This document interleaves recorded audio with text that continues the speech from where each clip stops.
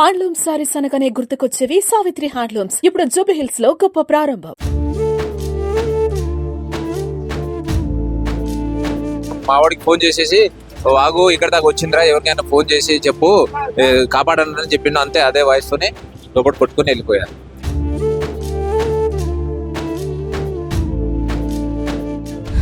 ఆడబిడ్డ అంటే ఎంత దూరంలో ఉంటుందో మాకు తెలియదులే, కానీ మాకు ఒక్కడే ఆడబిడ్డ.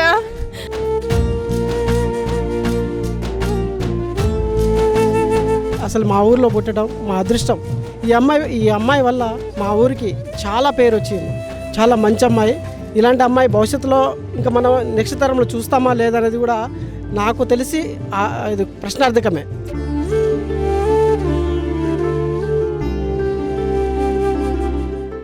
ఎవరి తలరాత ఎలా ఉంటుందో తెలియదు. ఎవరి జీవితం ఎప్పుడు ఎటువైపు తిరుగుతుందో తెలియదు. మరణం ఏ రూపంలో వస్తుందో, ఏ క్షణంలో వస్తుందో అంతు చిక్కదు. ఆకేరు వాగులో కొట్టుకుపోయిన అగ్రికల్చర్ సైంటిస్ట్ అశ్విని కథ వింటే కన్నీరు ఆగదు.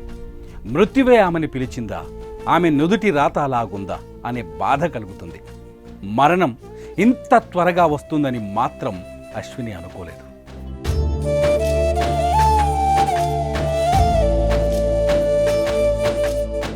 ఇంట్లో వాళ్ళు వద్దని చెప్పారు. తండ్రి కూడా వారించారు. సోదరుడు వద్దు చెల్లి అని బతిమాలాడు. అయినా అశ్విని వినలేదు.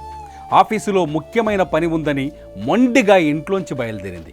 అశ్విని కోసం ఆకేరు వాగు మృత్యువులా కాపు కాచింది. అశ్విని, ఆమె తండ్రి మోతీలాల్ ప్రయాణిస్తున్న కారు మహబూబాబాద్ జిల్లా మరిపెడ మండలం పురుషోత్తమాయగూడెం బ్రిడ్జిపైకి రాగానే వరద విరుచుకుపడింది. కారును నీరు చుట్టుముట్టడంతో భయంతో అశ్విని తన అన్న అశోక్కు ఫోన్ చేసింది. అతను 100కు డయల్ చేసి మళ్ళీ అశ్వినికి కాల్ చేసేలోపే ఆమె ఫోన్ ఆగిపోయింది. ఫోన్ మాత్రమే కాదు, ఆ క్షణంలో అశ్విని తండ్రి మోతీలాల్ శ్వాస కూడా ఆగిపోయింది. వాగు అటు సడన్ గా వచ్చేసింది. అక్కడ 3 వాగులు తెగినాయట. అక్కడ నుంచి సడన్ గా వచ్చేసరికి అక్కడే ఉండిపోయారు. అక్కడ నుంచి సడన్ గా కొట్టేసి నెట్టేసి మా వాడికి ఫోన్ చేసేసి వాగు ఇక్కడ దాకా వచ్చిందిరా, ఎవరికైనా ఫోన్ చేసి చెప్పు కాపాడని చెప్పిండు. అంతే, అదే వాయిస్ తోనే లోపల కొట్టుకుని వెళ్ళిపోయారు. అశ్విని స్వగ్రామం గంగారం తండాకు వెళితే ఆ ఊరి ప్రజలు చెప్పే మాటలు వింటే దుఃఖం తన్నుకొస్తుంది. వ్యవసాయం చేస్తున్న తండ్రి పొలంలో కష్టం చేస్తుంటే తట్టుకోలేకపోయింది అశ్విని.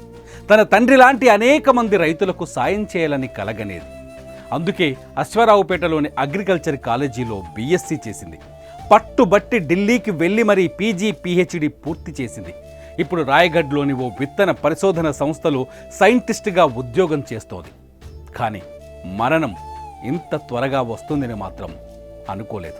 ఇక ఒక మాటలో చెప్పాలంటే మాకు లేదు తను. మాకు ఇప్పుడు ఆడబిడ్డ అంటే ఎంత దూరంలో ఉంటుందో మాకు తెలియదులే, కానీ మాకు ఒక్కడే ఆడబిడ్డ. తనను చూసి చాలామంది ఇన్స్పైర్గా అయ్యి తీసుకోవాలని, బాగా చదవాలనేసి కూడా మా కోరిక. అదే మా చివరి కోరిక. తను ఎక్కడున్నా తను మనశ్శాంతిగా ఉండాలనేసి కోరుకుంటున్నాము.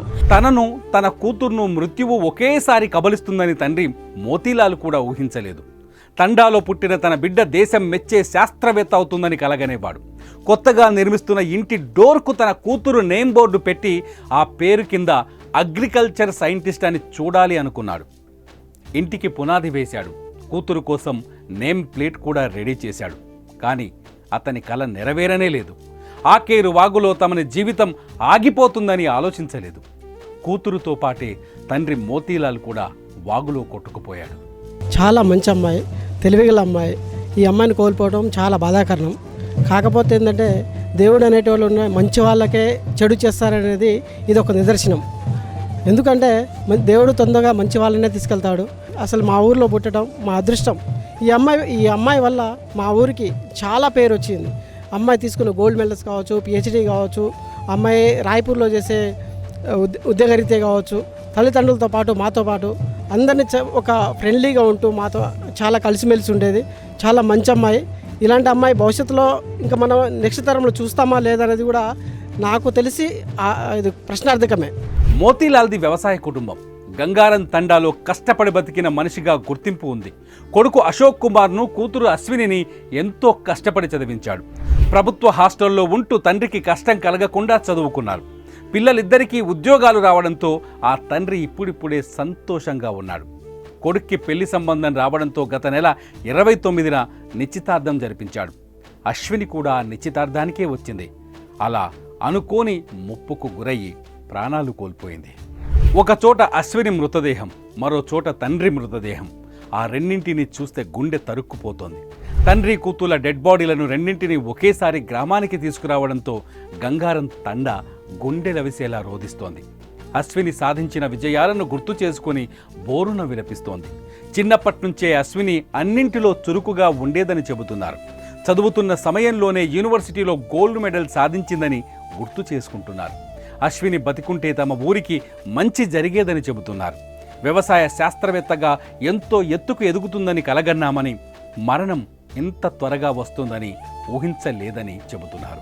Personally, like we are seeing her as a very good girl. Like she's kind of ideal for everyone. Like people are thinking like if girl is there, like she should be like this. And she is very motivated to others. Yeah, so she was very motivating, and she was having very positive aura.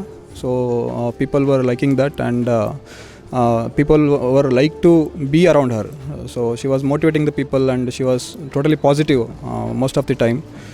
So that's what we always remember about her. So this is very unfortunate event, and we lost one of the maybe one of the greatest scientist, future agriculture scientist we lost. So it's very unfortunate. And coming from this very humble background, from here to reaching there, it's not very easy task. Yes. So it's really disheartening to see this unfortunate event. We cannot, no one imagined this. Ashwini మరణ వార్తను తట్టుకోలేకపోయారు ఆమె స్నేహితులు. ఆమె చనిపోయిందని తెలియటంతోనే ఢిల్లీ నుంచి హుటాహుటిన గంగారం తండాకు చేరుకున్నారు. కడసారి తమ స్నేహితురాల్ని చూసి కన్నీరు మున్నీరయ్యారు. మిత్రమా, మమ్మల్ని విడిచి వెళ్ళిపోతున్నావా అంటూ బోరున విలపించారు. కానీ అశ్విన్ నాకు ఎంఎస్సి జాయిన్ అయినప్పుడు ఐఆర్ఐ న్యూఢిల్లీలో క్లాస్మేట్గా జాయిన్ అయినప్పటి నుంచి పరిచయం. తను అప్పటి నుంచే మాకు అందరికీ ఇన్స్పిరేషన్. ఎట్లా అంటే యూజీలోనే 10 గోల్డ్ మెడల్స్ తీసుకొని వచ్చింది. సో దాని నుంచే మేము అప్పుడు నుంచి చాలా ఇన్స్పైర్ అవుతుండే ఎంటైర్ క్లాసు. అంతే మనిషి జీవితం. 24 ఏళ్ల వయసులోనే ఎన్నో విజయాలు సాధించింది అశ్విని. యువ శాస్త్రవేత్తగా మంచి గుర్తింపు తెచ్చుకుంది. చదువులో నెంబర్ 1గా నిలిచింది. ఊళ్ళో నెంబర్ 1గా మారింది. ఆమె విజయాలను చూసి విధి ఓర్వలేకపోయింది. మృత్యువై కాటేసింది. అశ్విని కథను తలుచుకుంటే ఎవరికైనా కన్నీరు వస్తుంది.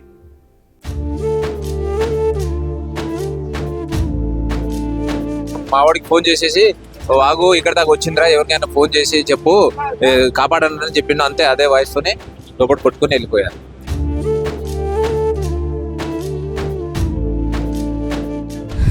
ఆడబిడ్డ అంటే ఎంత దూరంలో ఉంటుందో మాకు తెలియదులే, కానీ మాకు ఒక్కడే ఆడబిడ్డ.